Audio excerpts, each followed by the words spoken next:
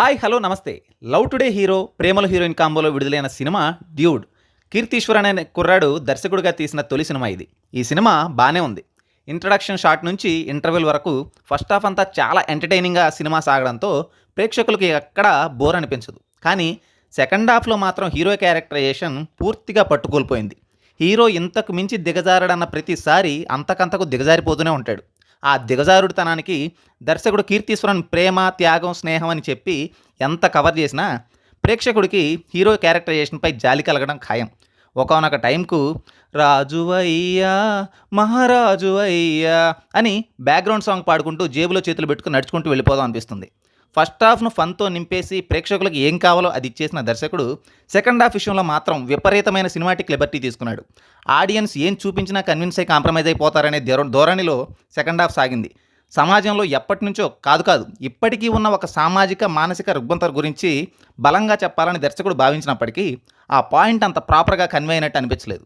హీరోయిన్ల గందరగోళ మనస్తత్వాలు, హీరోయిన్ తండ్రి అర్థం లేని మూర్ఖత్వం, కన్న కొడుకు అంత చేస్తున్నా కనీసం విషయం ఏంటో తెలియని హీరో తల్లి అమాయకత్వం. హీరోస్ క్యారెక్టర్ సెకండ్ హాఫ్లో ఎలా సాగిందంటే హీరోయిన్ ఒక సీన్లో అన్నట్టుగా హీరోను జోకరం చేసేశారు. ఆటలో అరటిపండుల హీరో క్యారెక్టరైజేషన్ రాయడం మాత్రం ప్రేక్షకులకు అంతగా రుచించకపోవచ్చని నా అభిప్రాయం. ఒకసారి రెండుసార్లు హీరో జోకర్ అయితే ఆడియన్స్ ఎంజాయ్ చేస్తారు. కానీ సినిమా సాగినంతసేపు జోకర్ అయితే హీరోని చూసి జాలి పడతారు. హీరో అగచాట్లు పడాలి, కానీ అగచాట్లు పడడమే హీరో క్యారెక్టరైజేషన్ అవ్వకూడదు. లవ్ టుడే డ్రాగన్ సినిమాల్లో హీరో తిప్పల పడతాడు.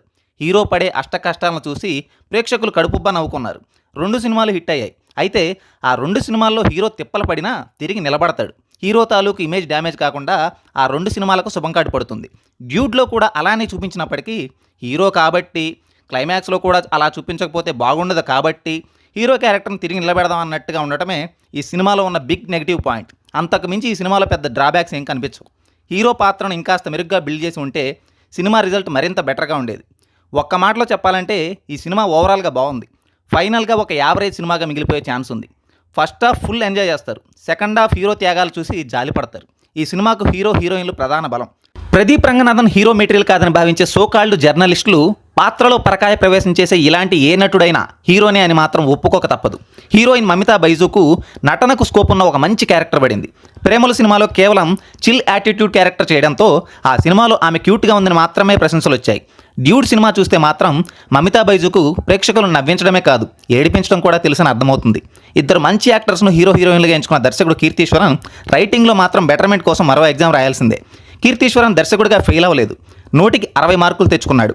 స్టోరీ ఇంకొంచెం బెటర్గా ఉంటే 80 మార్కులు తెచ్చుకోదగిన సమర్థుడే అనిపించింది. దీపావళికి